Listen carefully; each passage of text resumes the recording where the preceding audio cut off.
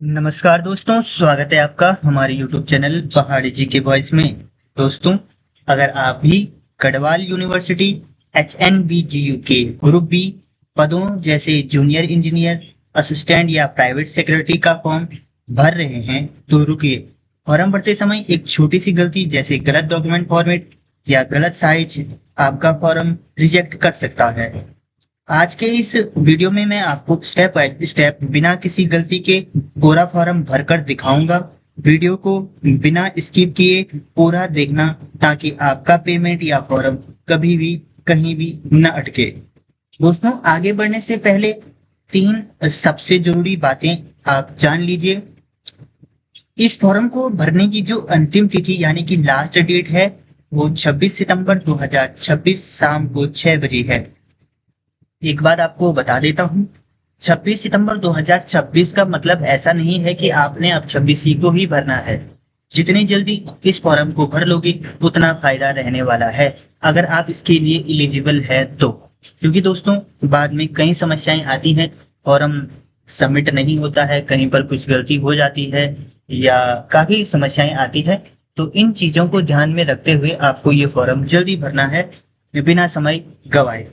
दोस्तों, आवेदन शुल्क जो इसमें रहने वाला है, मैंने आपको नोटिफिकेशन के माध्यम से वैसे तो पूरा बता रखा है, लेकिन फिर भी मैं बताता हूँ। आवेदन शुल्क इसमें UR, OBC और EWS के लिए 1000 और SC, ST, दिव्यांग व सभी महिला अभ्यर्थियों के लिए 500 रहने वाली है।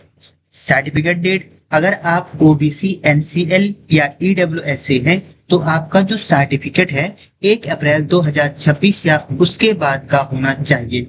चलिए अब सीधे चलते हैं पोर्टल पर। दोस्तों, पोर्टल पे आपको क्या करना है, सबसे पहले आपको HNBGUNT, ठीक है, point.SAMARTH.EDU.in पर जाना है। वहां पर आपको क्लिक करना है। क्लिक करने के बाद सीधे आपके पास सीधे इस टाइप का इंटरफेस खुल के आ जाएगा। जैसे ही आपके पास इस प्रकार का इंटरफेस आएगा, दोस्तों यहाँ पर इससे पहले लॉगिन था और फिर साइन अप था। तो आपको क्या करना है कि लॉगिन पर अगर आपने पहले से रजिस्ट्रेशन कर रखा है या पहले से आपका इसमें अकाउंट है तो आपको लॉगिन करना है, ID पासवर्ड डाल देना और आप अपनी साइट पे पहुंच जाओगे। लेकिन अगर आप पहली बार इस पोर्टल पे आए हैं और इस फॉर्म को भर रहे हैं तो सबसे पहले आपको क्या करना है, यहाँ पर अपनी ईमेल ID भर देनी है। ईमेल ID बहुत ध्यान से भरनी है, ठीक है। उसके बाद आपको कंफर्म ईमेल आईडी भरनी है। कंफर्म ईमेल आईडी के बाद आपको यहाँ पर एक पासवर्ड बनाना है। दोस्तों, ध्यान रखिए इस चीज को, पासवर्ड इस प्रकार से बनाना है कि जो आपको उसी टाइम एक उस कॉपी में लिख देना आप अपना पासवर्ड और ईमेल आईडी। क्योंकि इसके बाद क्या होगा, जैसे ही आप इसको मतलब साइन अप करने की कोशिश करोगे तो आपकी ईमेल आईडी पर ये चला जाएगा। आपकी ईमेल आईडी पर जैसे ही आपका ईमेल आईडी प्लस पासवर्ड चला जाएगा तो वहां से आपको वेरीफाई करने के लिए आएगा ईमेल। तो आपको पहले फोन से ही वेरीफाई करना पड़ेगा, ठीक है। उसके लिए आपको अपना अच्छा पासवर्ड डालना है, ईमेल आईडी डालनी है। अब मोबाइल नंबर डाल के यहाँ पर कैप्चा कोड डाल के इसको क्या कर देना है, साइन अप कर देना है। जैसे ही आप साइन अप करोगे तो आगे की प्रक्रिया क्या होने वाली है ये हम आपको बता रहे हैं। दोस्तों, जब आपके ईमेल पर वो मैसेज आएगा वहां से आपको, मैंने आपको पहले ही बता दिया है, आपको एक भी जगह पर जल्दीबाजी नहीं करनी है। जल्दीबाजी करोगे तो आपका फॉर्म अटक जाएगा। आपको क्या करना है कि अपनी ईमेल और पासवर्ड को ढंग से बनाकर लिख देना है। उसके बाद अपनी ईमेल आईडी से लॉगिन करना है। लॉगिन जैसे ही करोगे तभी आपके फोन में फॉर्म लॉगिन हो पाएगा। उसके बाद दोस्तों यहाँ पर पोस्ट डिपार्टमेंट सिलेक्शन का आ जाएगा। अब कौन सी पोस्ट के लिए आपने सिलेक्शन वो करना है, पर्सनल असिस्टेंट के लिए है और जो भी है इसमें इनके बारे में मैंने आपको पूरा बता रखा है।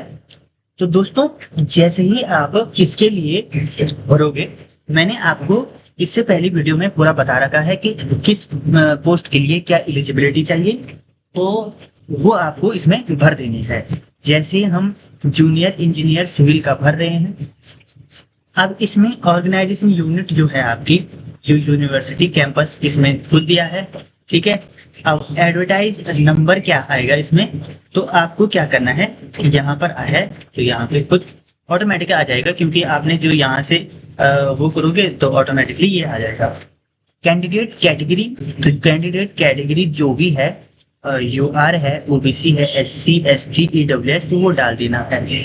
जैसे ही आप यहाँ पर डाल दोगे कि सपोज कोई भी जो आपकी है वो डालना, और पीडब्ल्यूडी में यहाँ पर अगर हो इनमें से, अर्थात आप दिव्यांग हो, इनमें से जो भी है वो डालना, नहीं हो तो नॉट एप्लीकेबल डाल देना। जैसे ही आप यहाँ पर डाल दोगे, यहाँ पर आपको यहाँ पर चेक बॉक्स पे क्लिक करना है, I have read the advertisement and I fulfil the essential qualifications required of the post. ठीक है, इसको डाल के आपको चेक वैकेंसी पर क्लिक करना है। जैसे ही आप यहाँ पर क्लिक करोगे दोस्तों, उसके बाद क्लिक करने के बाद क्या होगा, जैसे ही क्लिक करोगे तो चेक वैकेंसी आएगा, चेक वैकेंसी पर क्लिक कर देना। ठीक है, अब जितनी उसमें वैकेंसी है जो भी है, अगर आप चेक वैकेंसी पर क्लिक करोगे तो वो अप्लाई के लिए आपको ऑप्शन दे देगा। अब आपको क्या करना है, आप अब पर्सनल डिटेल वाले इस पर पहुंच जाओगे सेक्शन पे।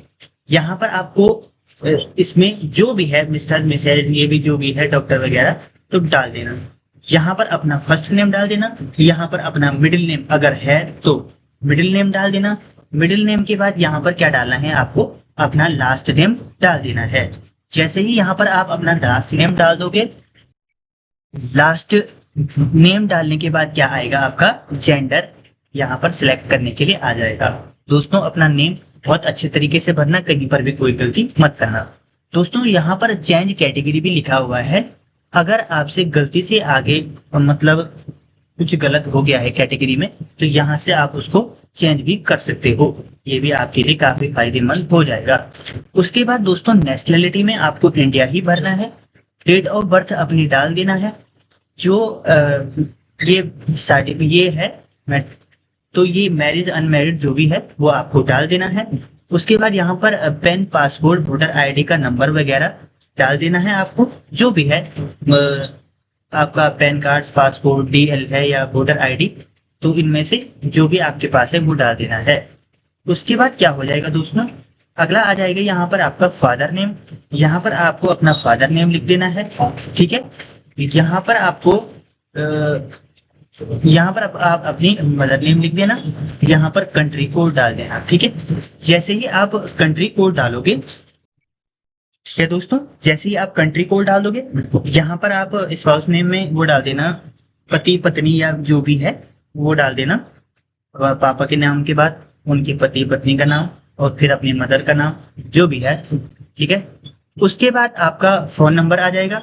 फोन नंबर के बाद जैसे ही आप उतना भर दोगे, अब आपको क्या करना है, यहाँ पर आपका कंट्री कोड जो भी है, तो यहाँ पर आपका कंट्री कोड आएगा इंडिया का, तो ये वाला आप भर देना। इसमें एरिया, एसटीडी कोड अगर है तो भर देना। लैंडलाइन फोन नंबर है तो भर देना। रीजनल हिंदू जो भी है आपके इसमें वो भी भर देना आप इसका। ठीक है, आर यू एक्स सर्विसमैन अगर हो तो यस, नहीं है तो नो कर देना। Employees of this university institute अगर हैं एम्प्लॉय तो यस कर देना, नहीं है तो नो कर देना। Are you an employees of government of India अगर हैं तो यस, नहीं है तो नो कर देना। उसके बाद आपका एड्रेस आ जाएगा, एक तो कॉरेस्पॉन्डिंग एड्रेस आ जाएगा, एक आपका परमानेंट एड्रेस आ जाएगा। यहाँ पर आप अपना कॉरेस्पॉन्डिंग एड्रेस भर देना और यहाँ पर अपना परमानेंट एड्रेस भर देना। अगर आपका परमानेंट एड्रेस और जो कॉरेस्पॉन्डिंग एड्रेस है अगर सेम है तो यहाँ पर ये चेक बॉक्स पर क्लिक कर देना, तो दोनों जगह सेम आ जाएगा। ठीक है, यहाँ पर अपना जो आपके एड्रेस नेम है वो यहाँ पे एक दो लाइन यहाँ पे रख देना, दूसरी लाइन में एक दो पूरा यहाँ पे लग देना, पूरा डिस्ट्रिक्ट वगैरह जो भी है, कंट्री यहाँ पर, स्टेट यहाँ पर डाल देना। स्टेट के बाद सिटी, यहाँ पर पिन कोड, कंट्री वगैरह, ये तो अपने आप ऑटो फिल हो जाएगा। उसके बाद आपको सेव कर देना है। जैसे ही आप सेव करोगे, सेव करने के बाद आपका क्या होगा, जो भी आपने जो जानकारी उसमें डाली थी उसके बाद आपकी पूरी जानकारी यहाँ पर दिखने लग जाएगी। दिखने जैसे लग जाएगी, आप अपनी पूरी डिटेल देखना कहीं पर गलत तो नहीं है या सही, जो भी है कुछ चेंज करना हो वो चेंज कर सकते हो, लेकिन अगर कोई गलती हो गई हो तो उसको भी देख लेना। उसके बाद आपको सीधे नेक्स्ट सेक्शन पर क्लिक करना है। जैसे ही आप नेक्स्ट सेक्शन पर क्लिक करोगे, आप दूसरे पेज के लिए लॉगिन हो जाओगे। मतलब कि दूसरा स्टेप, जैसे इसमें पर्सनल डिटेल है, सपोज दूसरे में डॉक्यूमेंट होगा, तीसरे में फोटो होगा, तो इस प्रकार के अलग अलग सेक्शन में आप पहुंच जाओगे। इसमें एक अच्छी बात क्या है कि जैसा ही आपका फर्स्ट स्टेप भर रहा है तो उसको पहले ही दिखाया जा रहा है कि एक बार चेक कर लो कहीं पर आपकी कोई गलती तो नहीं हुई है। उसके बाद दूसरा आ रहा है। तो इसके बाद आपको क्या करना है, इसके बाद जैसे ही नेक्स्ट सेक्शन पर क्लिक करोगे आपके पास इस प्रकार का इंटरफेस आएगा। इसमें आपने होम की डिटेल भर दी, पर्सनल डिटेल भर दी, अब आपकी एजुकेशन क्वालिफिकेशन है, उसके बाद आपका एक्सपीरियंस, उसके बाद आपका रिसर्च, जितना भी है इसमें से एनओसी वगैरह, अपलोड, प्रीव्यू और सबमिशन आएगा, पेमेंट उसके बाद हो जाएगा। आपको यहाँ पर आपने 10th डाल देना है, 10th किस ईयर में पास किया था, तो जो भी आपके पास है वो डाल देना जो आपका असली में है। ठीक है, अब जैसे हम सपोज डालते हैं इसमें कि हमने 10th अब किया है। अब जो मेन सब्जेक्ट है इसमें, तो मेन सब्जेक्ट जो 10th लेवल के रहते हैं, जैसे आपका हिंदी हो गया, आपका जैसे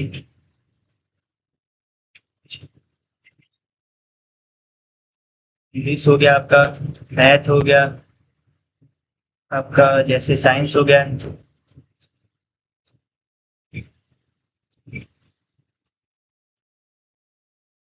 जैसे सोशल साइंस वगैरह जो भी हैं आपके, उस प्रकार से आपको डाल देनी है। उसके बाद आपको क्या करना है, मार्क ग्रेड जो है, अगर मार्क है, परसेंटेज है, जो जैसा भी है आपका, ये सब यहाँ पर ये डालने कंपलसरी है। 12th डालना है, डिप्लोमा डाल देना, और सबको जहाँ पे आपको ईयर ऑफ पासिंग, यहाँ पर अपने मेन सब्जेक्ट जो 10th में थे, 12th में थे, यहाँ पर डिप्लोमा क्वालिफिकेशन में थे, यहाँ पर 12th का ईयर डाल देना है। जैसे मैं यहाँ पर ईयर डाल रहा हूँ सपोज, ठीक है। उसके बाद जैसे डिप्लोमा क्वालिफिकेशन में है, डिप्लोमा क्वालिफिकेशन में जब आपने डिप्लोमा क्वालिफाई किया है, तो जब भी आपने किया है तब आप डाल सकते हो, ठीक है। उसके बाद आपका क्या होगा कि यहाँ पर सब्जेक्ट को डाल देना, जो भी वहाँ के सब्जेक्ट है। अब वहाँ यहाँ पर अपने ग्रेड सिस्टम, मार्क्स वगैरह डाल देना, यहाँ पर परसेंटेज, स्कूल कॉलेज का नाम, बोर्ड यूनिवर्सिटी का नाम डालकर आप सेव एंड ऐड कर देना। जैसे ही आप सेव और ऐड करोगे उसके बाद क्या आएगा दोस्तों, यहाँ पर ग्रेजुएशन डिटेल डाल देना, अगर है तो ग्रेजुएशन डिटेल यहाँ पर ऐड कर देना। अब जैसे मैंने सपोज जूनियर इंजीनियर सिविल का भरा है, तो उसमें मुझे ज्यादा करने की कोई भी आवश्यकता नहीं है। मतलब आवश्यकता तो क्यों नहीं, मैं सब भी भर सकता हूँ जितने मेरे पास मतलब क्वालिफिकेशन है। लेकिन एक बात बताऊं मैं आपको, तो जैसे 10th 12th और ये यहाँ तक एलिजिबल हो जाएंगे, क्योंकि हमको इसमें डिप्लोमा चाहिए था। अगर जिसके पास ग्रेजुएशन है तो ग्रेजुएशन भी ऐड कर देना, जिसके पास पोस्ट ग्रेजुएशन है वो यहाँ पर ऐड क्लिक करेगा। सपोज ग्रेजुएशन है, मैंने यहाँ पर ऐड पे क्लिक कर दिया, यहाँ पर आपका पूरा डिटेल भरने के लिए आ गया। अब मैं यहाँ पर डिटेल भर के सेव एंड ऐड कर दूंगा तो पूरी डिटेल सबमिट हो जाएगी। वैसे ही यहाँ पर पोस्ट ग्रेजुएशन पे कर देना, अगर आपने एमफिल किया है तो ऐसे ही यहाँ पर भी करना है, ठीक है। और जैसे आपने फिर अदर क्वालिफिकेशन में जो भी है ये ऐड करके यहाँ पर नेक्स्ट सेक्शन पर क्लिक करना है। जैसे ही आप नेक्स्ट, जो भी आपको क्या करना है यहाँ पर ध्यान से देखना है, जैसे 2.6 में है other qualification, if any ITI diploma certificate and other degree details here, कुछ भी है अगर इनमें से आपके पास, तो वो यहाँ पर फिल करनी है। PhD डिटेल्स अगर हैं तो यहाँ पर आपको ऐड करनी है, ठीक है। इसके बाद आपका MPhil का है, यहाँ पर ऐड करना है।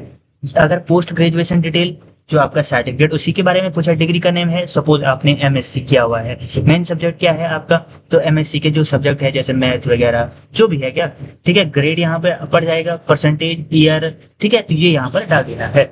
जैसे मैं एक आपको भर के बताऊं तो आपका कंफ्यूजन नहीं होगा। ऐड देखो, डिग्री का नाम डाल दिया मैंने, सपोज बैचलर ऑफ आर्ट डाल दिया, मेन सब्जेक्ट जो इसमें है वो मैंने डाल दिया, जैसे पॉलिटिकल साइंस वगैरह जो भी है इसके हिसाब से। टाइप रिजल्ट क्या है आपका, परसेंटेज, मार्क्स वगैरह जो भी है।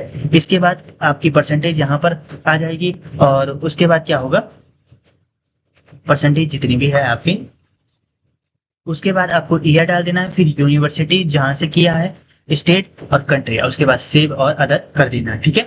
तो इसके हिसाब से मैंने आपको ये पूरा बता दिया है। उसके बाद आपको क्या करना है दोस्तों, अगर इसमें आपके पास और भी डिटेल है तो सेव एंड ऐड कर देना, तो और जुड़ जाएंगी जितनी भी है इसके हिसाब से, PhD डिटेल के हिसाब से, ठीक है। और नेक्स्ट सेक्शन पर क्लिक कर देना है। जैसे ही आप नेक्स्ट सेक्शन पर क्लिक करोगे उसके बाद क्या होगा दोस्तों, जैसे ही आप नेक्स्ट सेक्शन पर क्लिक किया तो उसके बाद आपके पास इस प्रकार से प्रेजेंट एम्प्लॉयमेंट डिटेल आ जाएगा, वर्तमान नौकरी की जानकारी जिसे कहा जाता है। इसमें क्या करना है आपने, जैसे कि अगर आप वर्तमान में कहीं जॉब कर रहे हैं तो फ्रेशर हैं, तो इस सेक्शन को भरने के नियम इस प्रकार रहेंगे आपके, वो मैं आपको स्टेप बाय स्टेप बता रहा हूं। अगर प्रेजेंट एम्प्लॉयमेंट में डिटेल में जहां पर भी आपको जैसे किस हिसाब से बताऊं मैं आपको, अगर कहीं पर भी अगर मतलब जैसे स्टार आ गया इसमें से ना, कहीं पर भी जैसे क्लिक करोगे स्टार आ गया ना, तो वो मॉनेटरी फील्ड नहीं है ऐसा मान लेना आप, ठीक है। लेकिन जिसमें अगर parents employment detail present employment detail भरोगे, नेम ऑफ पोस्ट भरना है जिस पर आप मतलब अपने पद का नाम लिखना है, जैसे अगर आप प्रेजेंट में एम्प्लॉय हैं तो ठीक है। अब यहाँ पर टाइप ऑफ अपॉइंटमेंट लिखनी है जिस प्रकार से है, परमानेंट है, कॉन्स्टिट्यूशनल है, टेम्परेरी है, जो भी है, ठीक है। उसके बाद डेट ऑफ अपॉइंटमेंट लिखनी है, कब आपकी अपॉइंटमेंट हुई। फिर जो एम्प्लॉयर है अपनी कंपनी या विभाग का इसमें नाम लिखना है, ठीक है। अब पे बैंड, पे लेवल या अपना लेवल लिखना है कि जिस पर आप जॉब कर रहे हो, ठीक है।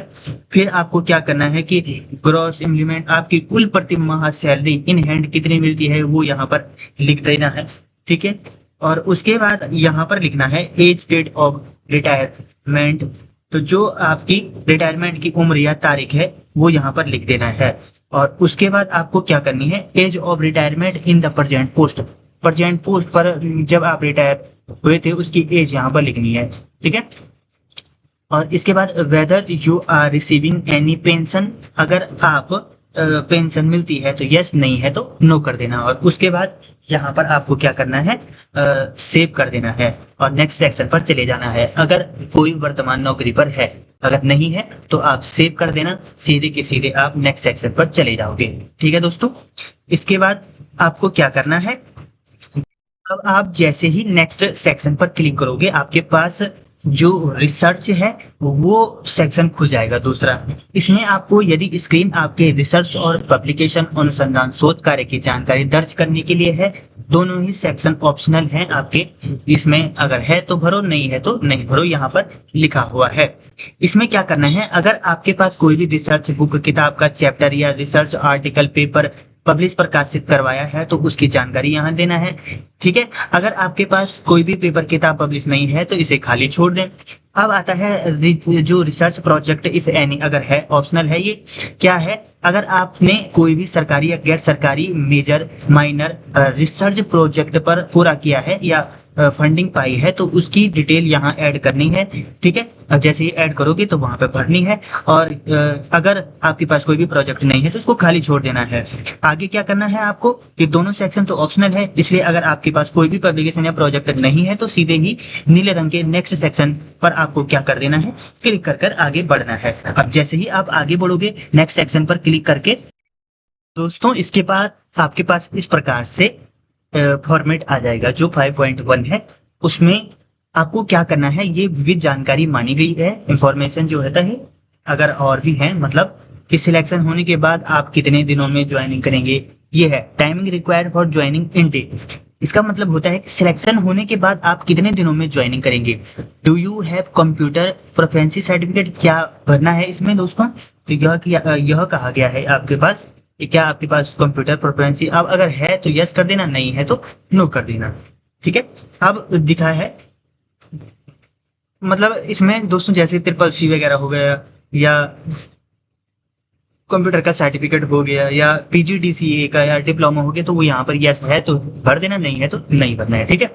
उसके बाद आ जाएगा kindly describe your contribution to institutions where you have work, मतलब इसमें क्या करना है, जिन संस्थाओं में काम किया है वहां आपका क्या योगदान रहा है वो यहाँ पर लिखना है। और उसके बाद व्हाट मार्क्स यू डेविड, अब इसमें क्या करना है दोस्तों, आप इस पद के लिए योग्य हैं, उपयुक्त क्यों हैं, तो ये यहाँ पर सब लिखना है, ठीक है। इसमें क्या भरना है,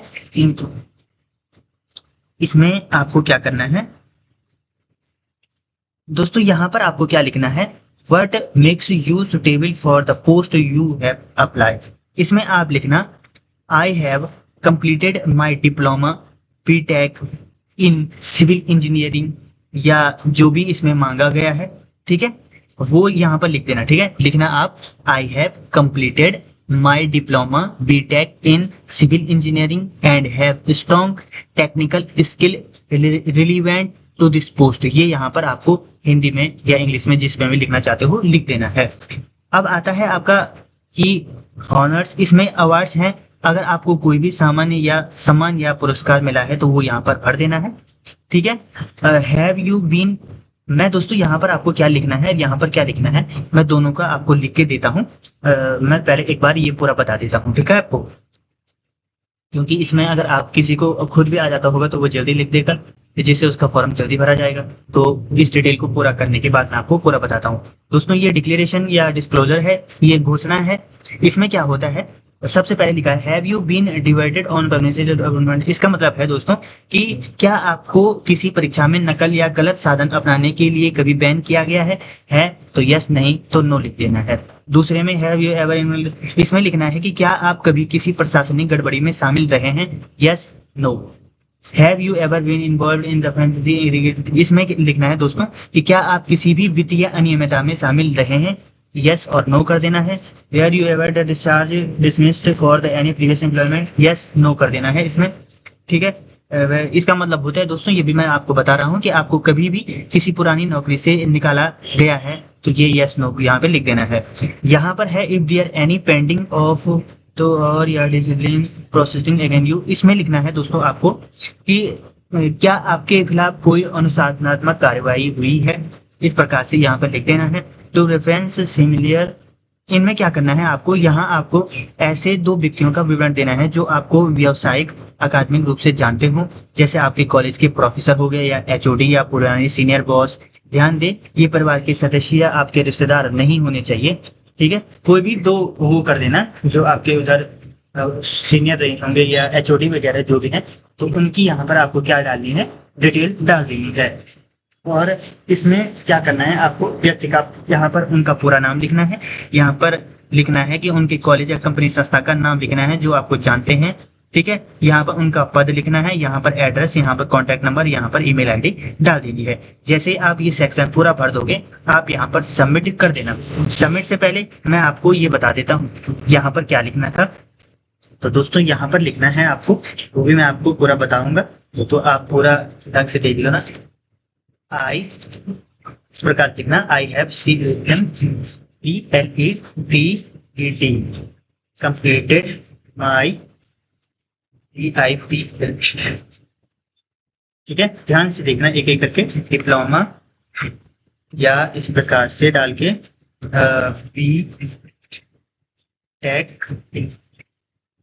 BTech in civil GING engineering and have strong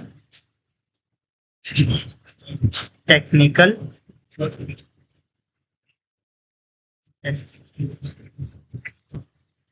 skills relevant to this post. कितना लिख देना इसमें, ठीक है। और भी अगर आप अपने हिसाब से लिखना चाहते हो तो कोई दिक्कत नहीं है, लेकिन मैं बता रहा हूं आपको जिस हिसाब से, तो उस हिसाब से ये लिख देना। मतलब अगर कोई कुछ नहीं लिखना चाह रहा है तो वो ये लिख सकता है, और अगर आप खुद वो करना चाहते हो तो मतलब आप अपने हिसाब से भी लिख सकते हो। आप क्या करना है आपको इस ऊपर वाले सेक्शन में भी उसके लिए भी मैं बता देता हूं।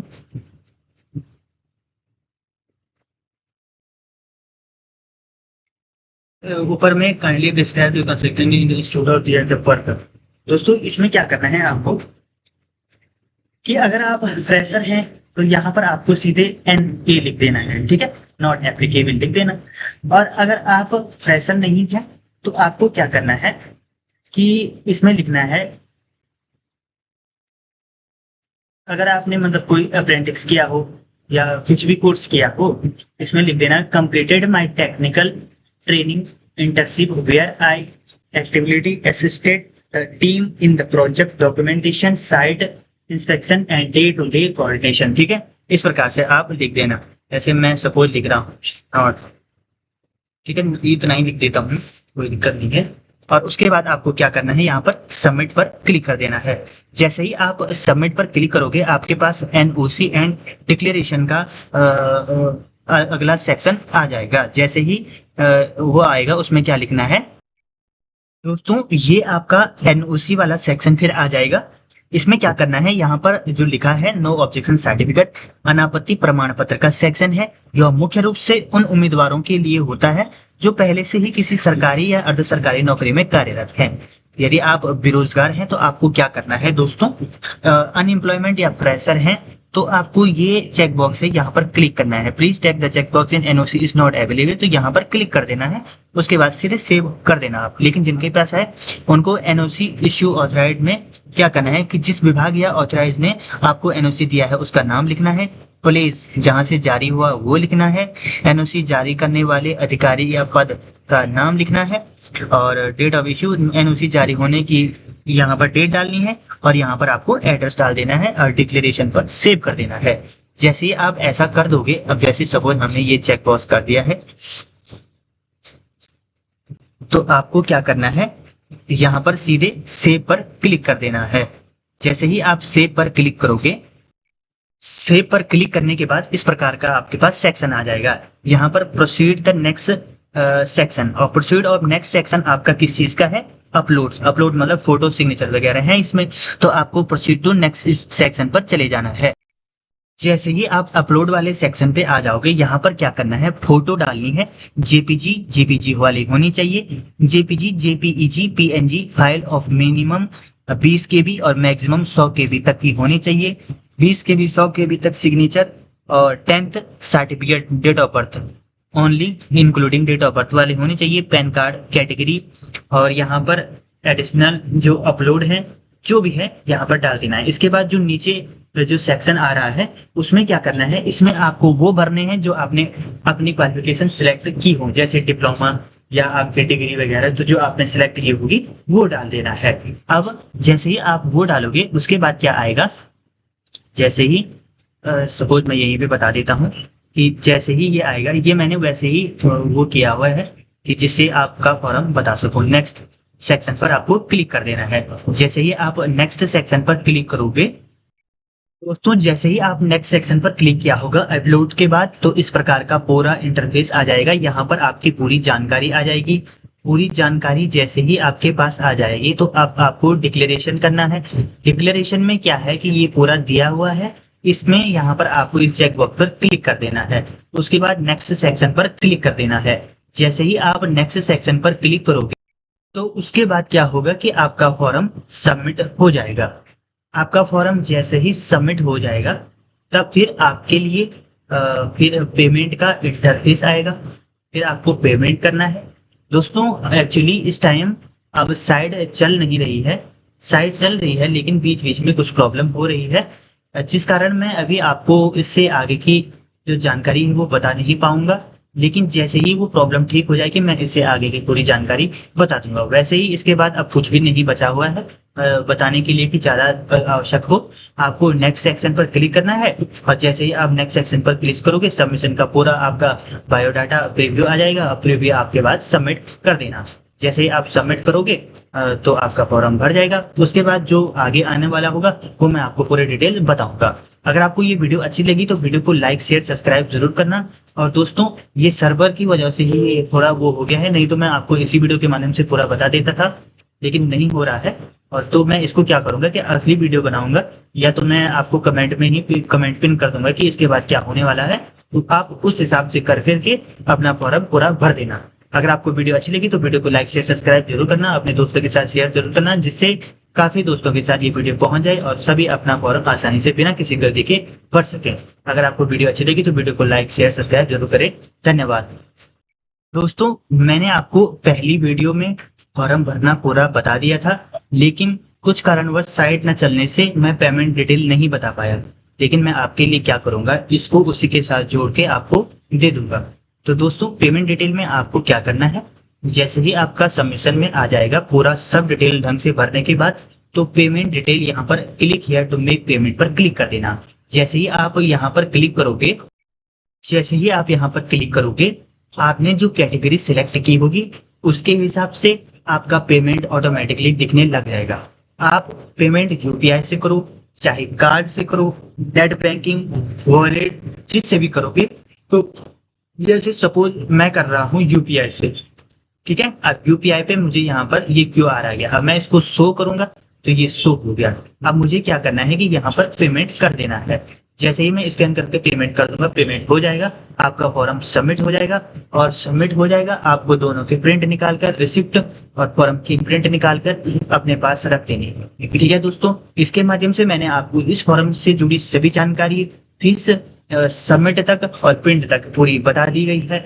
दोस्तों, इसमें भी कहीं पर भी आपको कहीं भी कोई भी दिक्कत हो तो आप प्लीज कमेंट कर देना, मैं आपको पूरी डिटेल आपको बता दूंगा।